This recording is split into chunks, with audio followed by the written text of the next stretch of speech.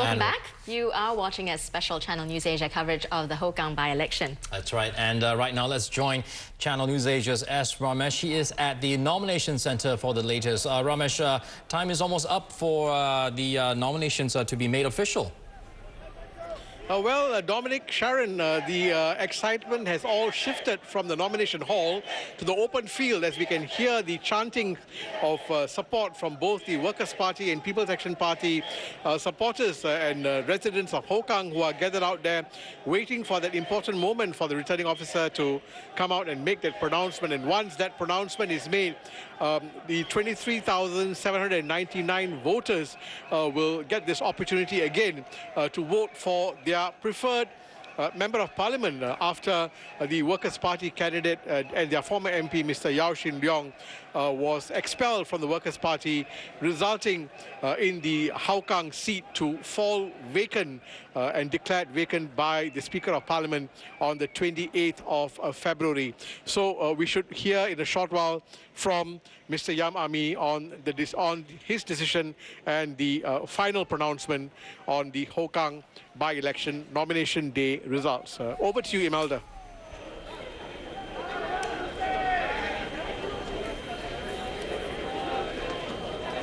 Well, anticipation and excitement is clearly in the air here among supporters of the Workers' Party. They're just waiting for nomination to close so that there is some confirmation as to whether it will be a straight fight for Hougang single-member constituency. Now, it is a straight fight. That is good news for Workers' Party supporters. I spoke to a few of them here, and they all say that they are hoping for a straight fight so that it will not confuse voters and so that the votes will not be split. Back to you, Hasnita.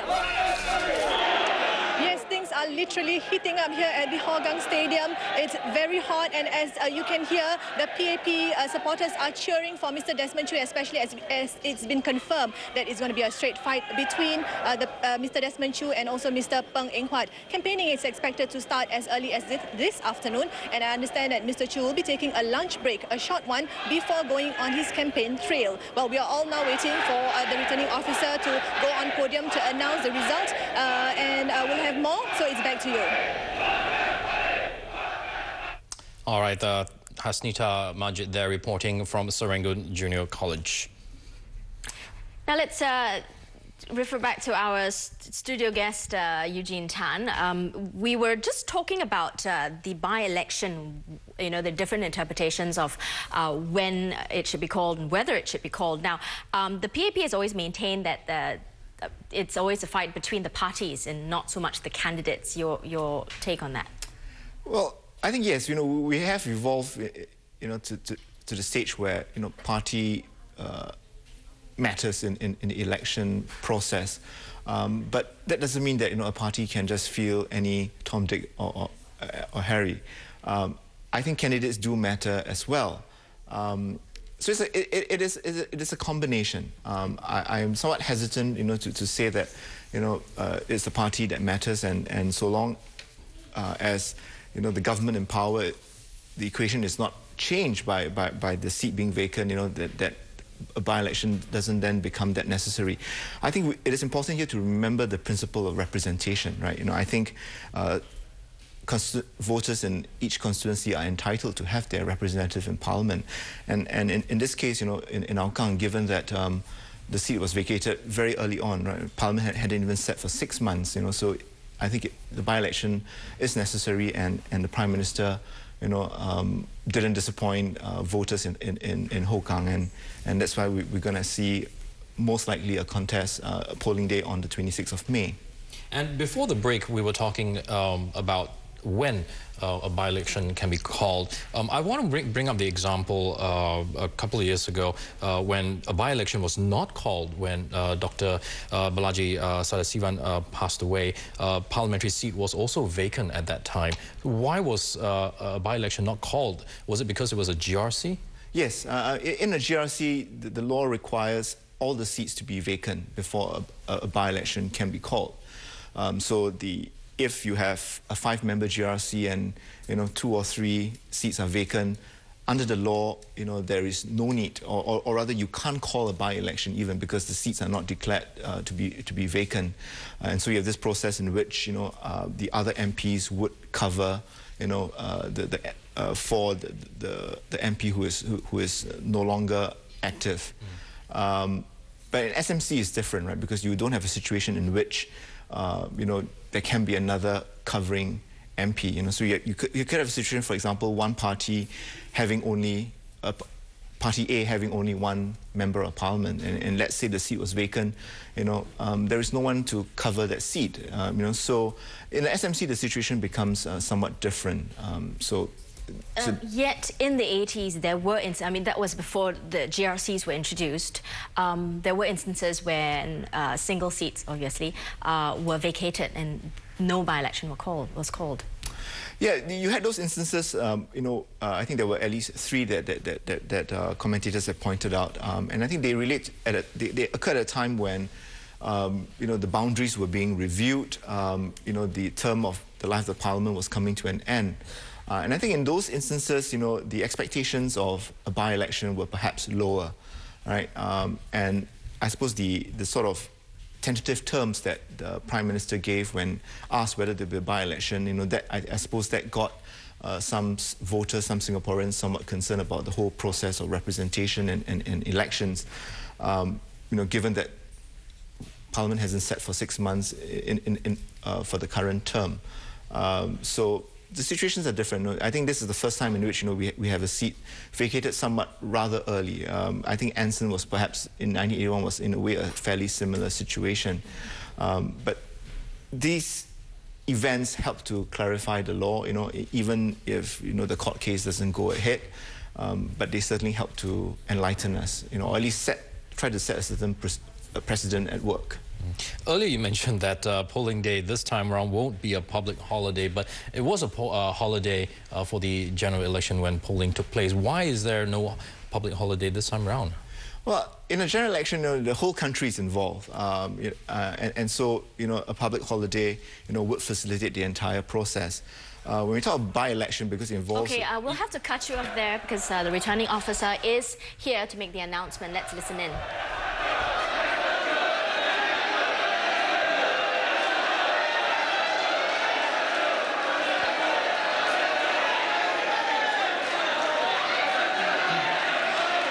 Okay, Parliamentary by-election 2012. Announcement of result on nomination day, electoral division of Hougang. Mr. Desmond Choo of the People's Action Party. Mr. Png Eng Huat of the Workers' Party are the candidates who have been nominated for the electoral division of Hougang. Under Section 34 of the Parliamentary Elections Act, the election must be adjourned for a poll to be taken.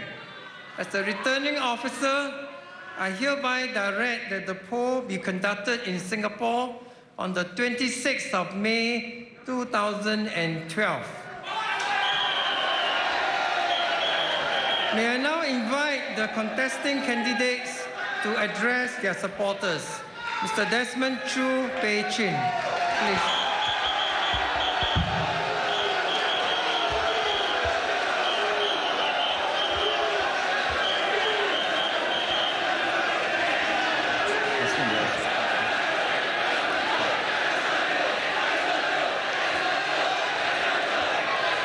各位后港居民、各位朋友们、各位同志们，谢谢大家这样热情的支持，谢谢你。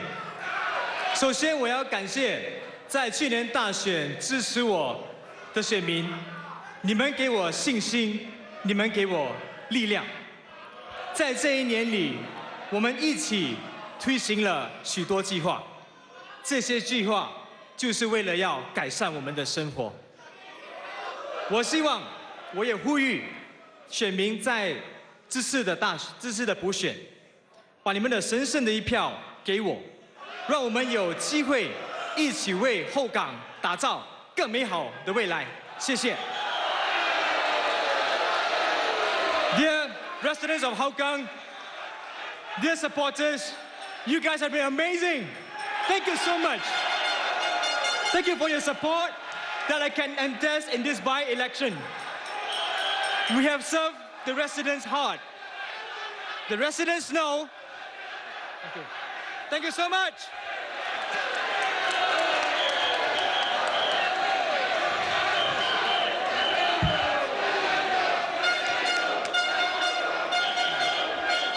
Thank you.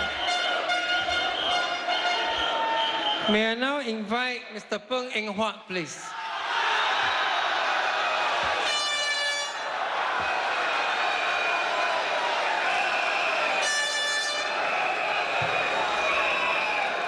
Hougang 区的选民，大家好，我是方荣发，工人党后港区的候选人。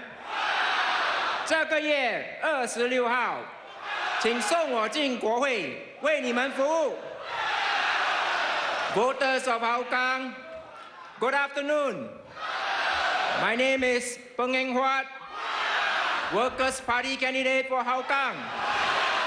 Come 26 May, please send me into Parliament so that the Workers' Party can continue to be your voice in Parliament.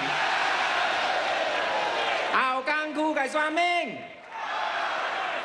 好不好？我是容發，工人黨後間區嘅候選人，請你投我一票，送我入國會，好不好？感謝，謝謝 ，Thank you。The Workers' Party's representative who is standing in the Hougang by-election, speaking to supporters in 3 languages. He spoke in Mandarin, English and Teochew. Now, he introduced himself as the Workers' Party candidate for Hougang, and he asked them for their support to vote him into Parliament.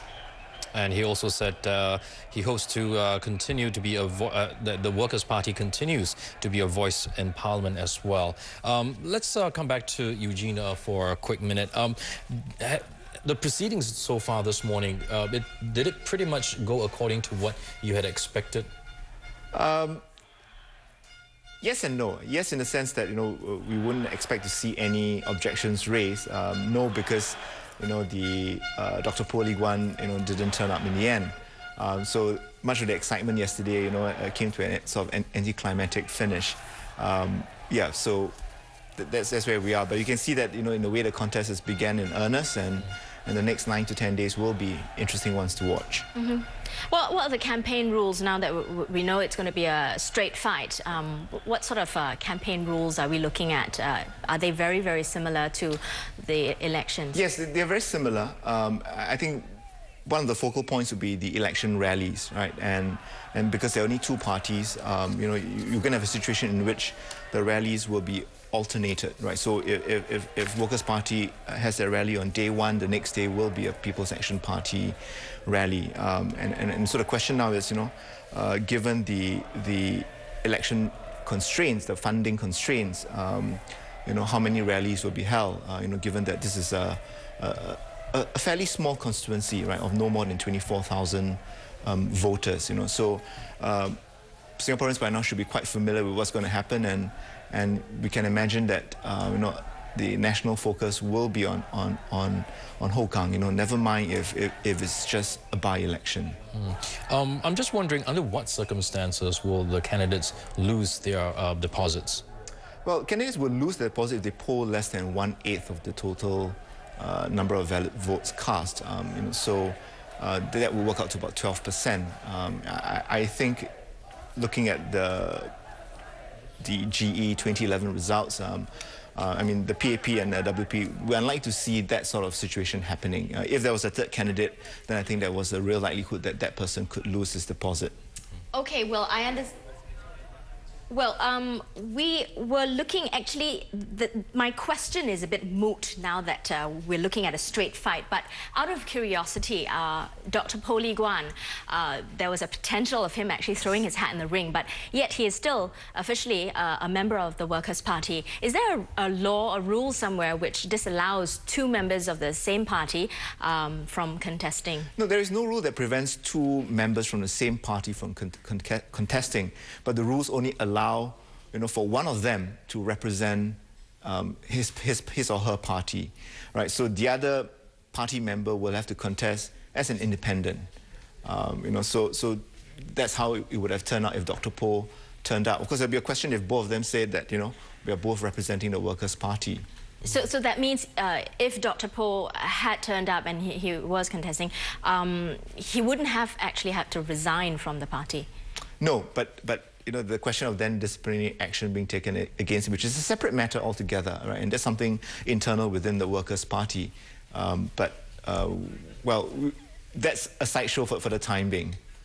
Okay, all right. Thank you for that. We'll just leave it there for just a minute. We're just going to do a quick recap of what's been happening on this Hougang by-election nomination day. This by-election for Hougang on May 26 is looking to be a straight fight between Mr Png Eng Huat of the Workers' Party and Mr Desmond Choo of the People's Action Party. And you've been watching Channel News Asia's special coverage of nomination day for the Hougang by-election. And the by-election for Hougang on May 26 will be a straight fight between Mr Png Eng Huat of the Workers' Party and Mr Desmond Choo of the People's Action Party.